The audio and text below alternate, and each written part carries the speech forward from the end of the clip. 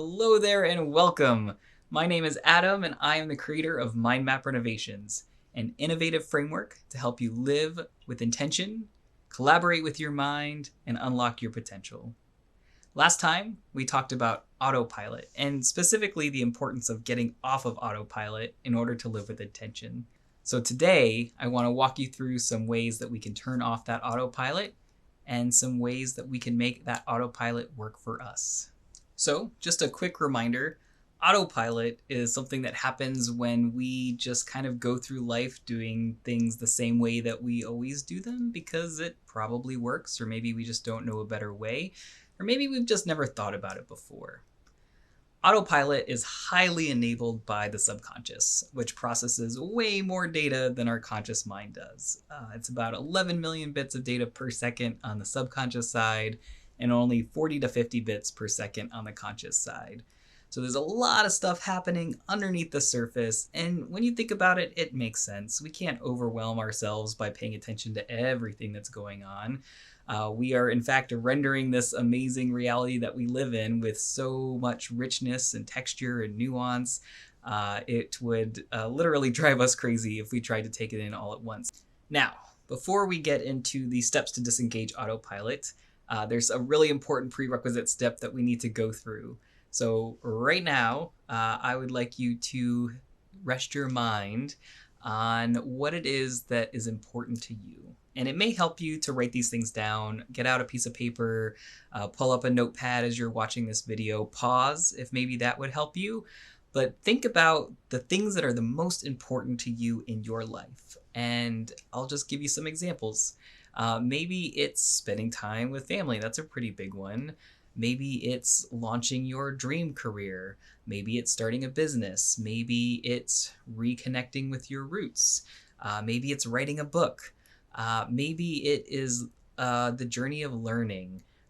Any of these things that you see on the screen right now or that you have in your mind, it's really important to articulate those things. One, because we mentioned the subconscious is always listening, and when you are fully articulate in the things that you want from life, it's helping your subconscious hone in on what to give you in any given time that it knows that you're going to be interested in. Let me just take a step back and put this in the context of autopilot. So when you're operating in your default modes day in and day out, you're doing that because it serves some sort of purpose. Maybe it prevents people from bothering you, so you just do this to prevent conflict, or again, it's the way that you've always done it, or it's a coping mechanism that you generated to give yourself minimum pain. But is it really getting you that thing that is the most important to you? That's why this step is so important. We have to first understand what it is we actually want to spend our time doing. And maybe that's just the better way to think about it. What is it that you want to spend your limited time here on this planet doing? You know, this reminds me of an article I read recently in the Mindful magazine that was written by death doulas, people who help and comfort people and those who have loved ones who are on the brink of death. And the number one thing that people tend to regret on their deathbed is spending time doing things that weren't important to them. So I'm here today inviting you to make sure that doesn't happen to you. I want you to spend your time doing things that are important to you. And the way to do that, the most efficient way to do that, is to get off of autopilot and start living more intentionally. So let's dive into that. All right, let's talk about how to disengage autopilot. For me, this falls into two main buckets. One, question everything, and two, try new things. So let's start with question everything. It's a pretty broad characterization, but let's just give it a shot. For 24 hours, one whole day, I invite you to question why you're doing the things that you're doing. Not only why you're doing them, but why you're doing them the way that you're doing them. So a great example to use here is how you make your coffee in the morning, or your tea, or your juice, or whatever your morning routine is. Just live that routine very intentionally. just for that 24-hour period, everything that you do, question why you're using that process, why you're using that mug in particular, what steps that you take, how much of which ingredients are you using. You can apply that to what time of day you go get the mail, or how you think about getting the mail. Is it irritating to you? Do you look forward to it?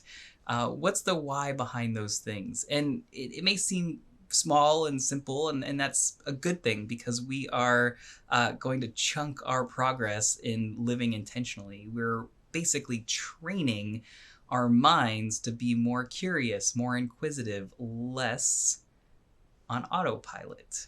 Speaking of how you think and feel, that's another thing that you can do in this 24-hour period where you're questioning everything.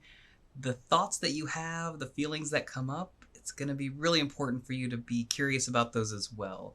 Again, you don't have to do anything with that information. You don't have to make a different choice. You just have to notice what is happening from any given time. And in later videos, we're going to talk about how to interrupt some of those things if they're not what you want. And this period of just being curious is going to help you build the capacity to notice when things are happening that you don't necessarily want, so that we don't wake up one day with our life having flashed before our eyes. That's what we don't want. We want to interrupt that now and make better choices for ourselves based on what we want out of life. So, thing number two, bucket number two, for how to disengage autopilot is to try new things. So this is a form of building something called neuroplasticity. Neuroplasticity is the brain's ability to make new connections. In our minds, we have neurons.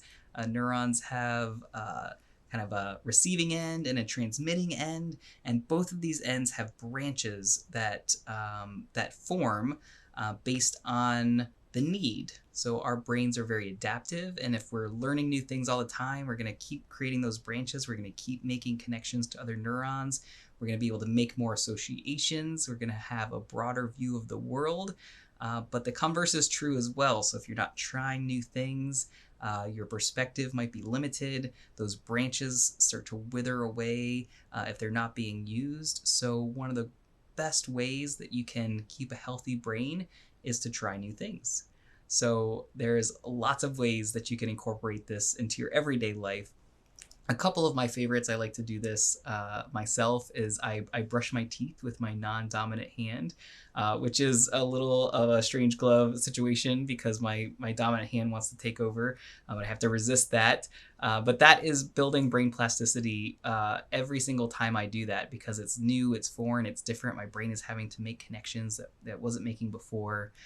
Similar to brushing your teeth, you can also write with your non-dominant hand. That'll also encourage neuroplasticity. If you are a fan of redecorating, that's a really great way, is to change your environment and move furniture around, because that kind of requires your brain to remap everything and make new connections. So you can just go a different way. If you are going to drive somewhere, take a path that you've not taken before.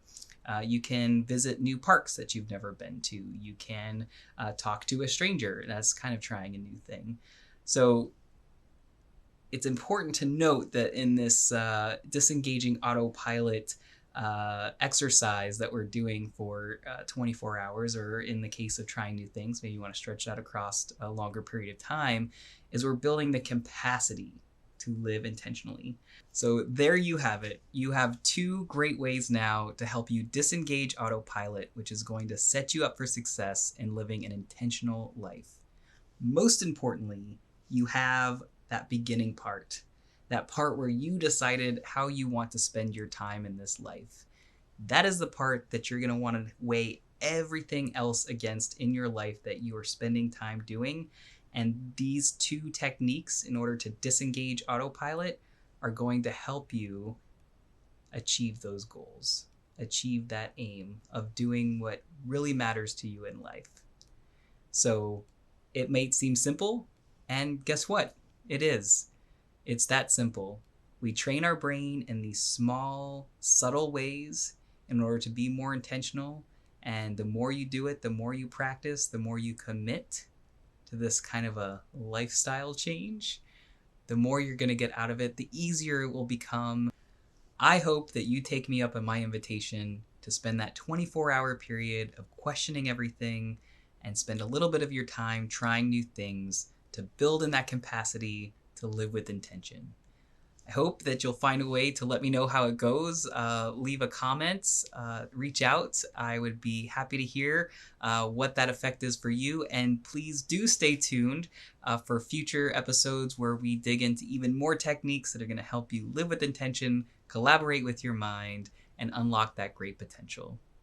Until I see you again, I'd like to invite you to always be nice to yourself.